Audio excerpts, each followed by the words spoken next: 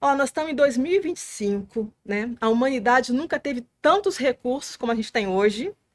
Nós deveríamos estar assim no auge de tudo e o que a gente assiste é justamente o inverno, o inverno, o inverso. As pessoas estão muito deprimidas, muito ansiosas, né? Nunca tivemos tantos casos de doença mental. Por que isso está acontecendo, gente? Eu acho, primeiro eu queria agradecer a oportunidade, né? A Desirê, a Andréia, e estar aqui junto com o amigo e colega Humberto também. É um prazer estar aqui e a vocês estão aqui nos assistindo também.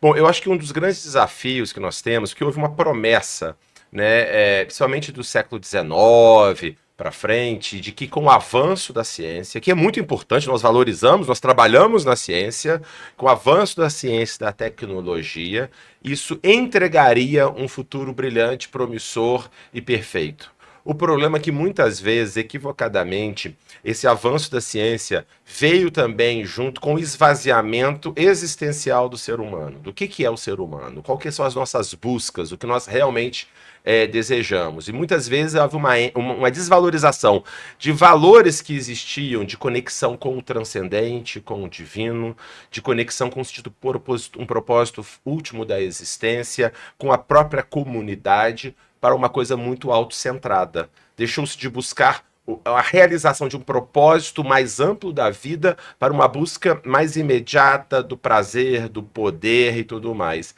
E o que nós estamos vendo aqui é a consequência disso, ou seja, não entregou aquilo que prometeu. Isso está gerando uma grande reflexão e o interesse nessa área.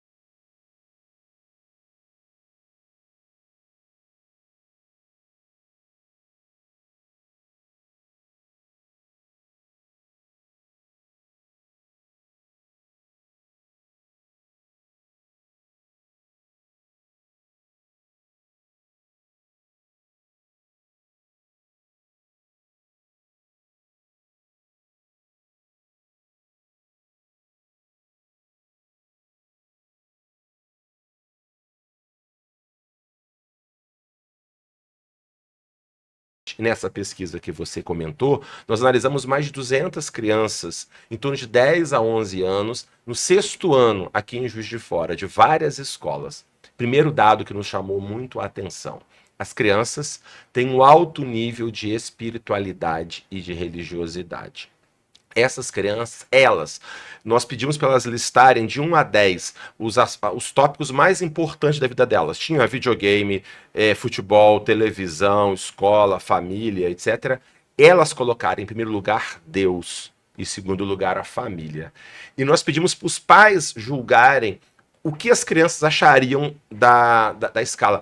Os pais não achavam que as crianças iam colocar Deus em primeiro lugar, por exemplo. Então, as crianças são mais espiritualizadas do que os pais mesmos identificam. E o segundo ponto muito importante: não só elas consideram a espiritualidade algo fundamental, como aquelas crianças que tinham uma noção de uma proximidade com Deus, sentiam conectadas com Deus e achavam, sentiam amada por Deus, elas tinham 10 vezes mais chance de estar entre as crianças, na metade mais feliz das crianças do que aquelas que não estavam. 10 vezes. E as crianças, por exemplo, que praticavam hábitos, frequência a grupos religiosos regulares, elas tinham 3 vezes mais chance de estar entre as crianças mais felizes do grupo. Então está se descobrindo cada vez mais a importância da espiritualidade para as crianças e a importância de termos de frequência e importância em termos de impacto sobre a vida dessas crianças.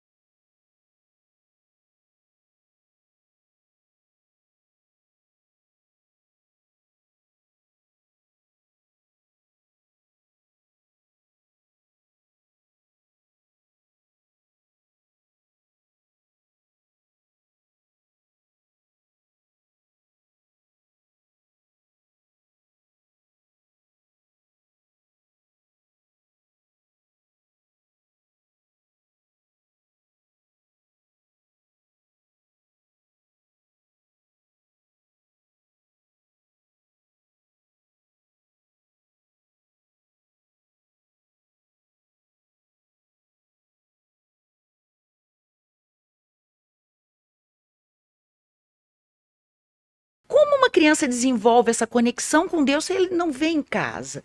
Se eles não estão habituados, se ele de repente está no TikTok, como é que você explica uma coisa? Porque é um dado muito impactante.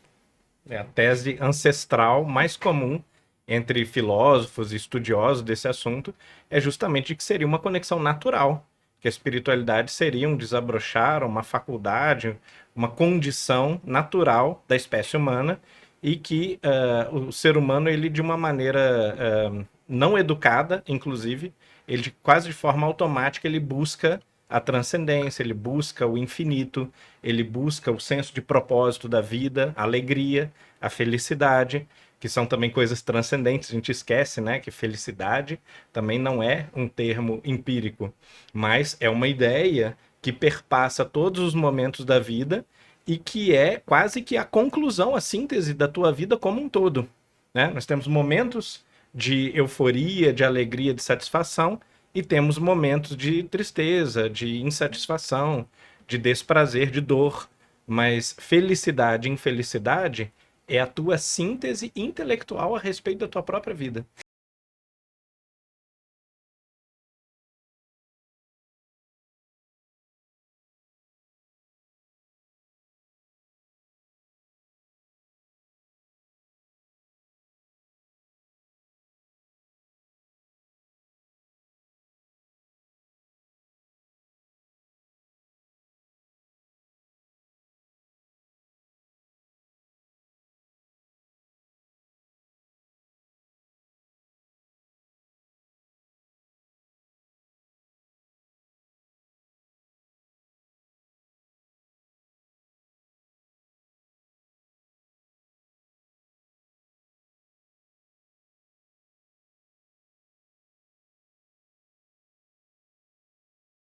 Isso me impressionou.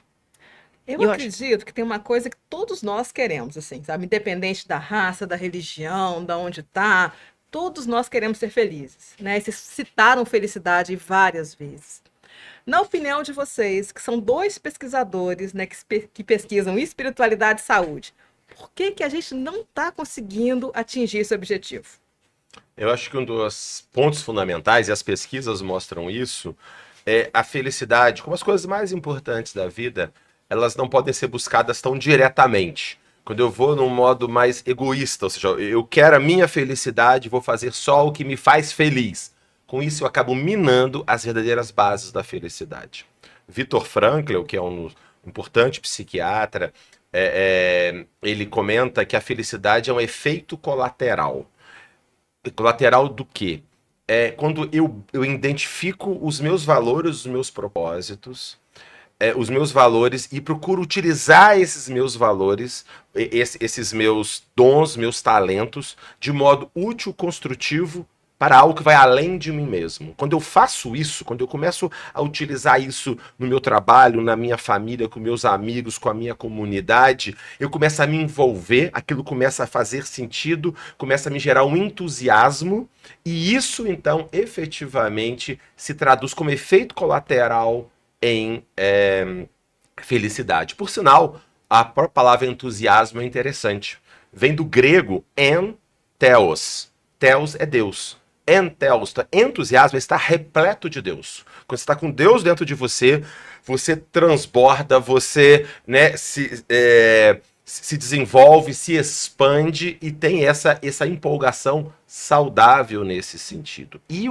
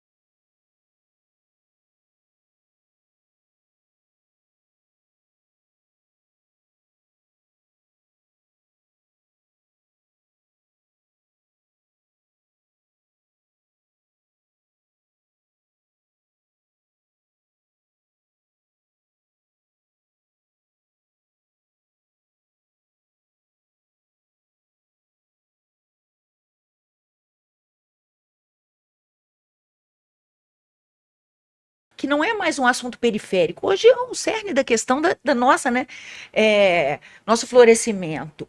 Ainda tem muito, você sente que ainda tem muito preconceito, resistência na aplicação de fato da espiritualidade ou na educação ou no tratamento, em qualquer tipo de tratamento? Sim, aparentemente se desenvolveu um conceito cultural de que questões espirituais elas seriam do âmbito das instituições religiosas, das doutrinas religiosas. E essa é uma percepção que nasceu no iluminismo, mais ou menos, com a guerra entre pessoas partidárias mais da ciência, partidárias mais da religião, né? Um mito que se estabeleceu culturalmente, foi muito reforçado, continua sendo muito reforçado, né, na mídia, às vezes, nas escolas, nas universidades, contrariando o fato de que as religiões elas não nascem como instituições nem como doutrina. Elas nascem de experiências de pessoas, geralmente muito sábias, modelos éticos, que até pessoas não religiosas reconhecem como modelos éticos e pessoas que tiveram algum tipo de experiência.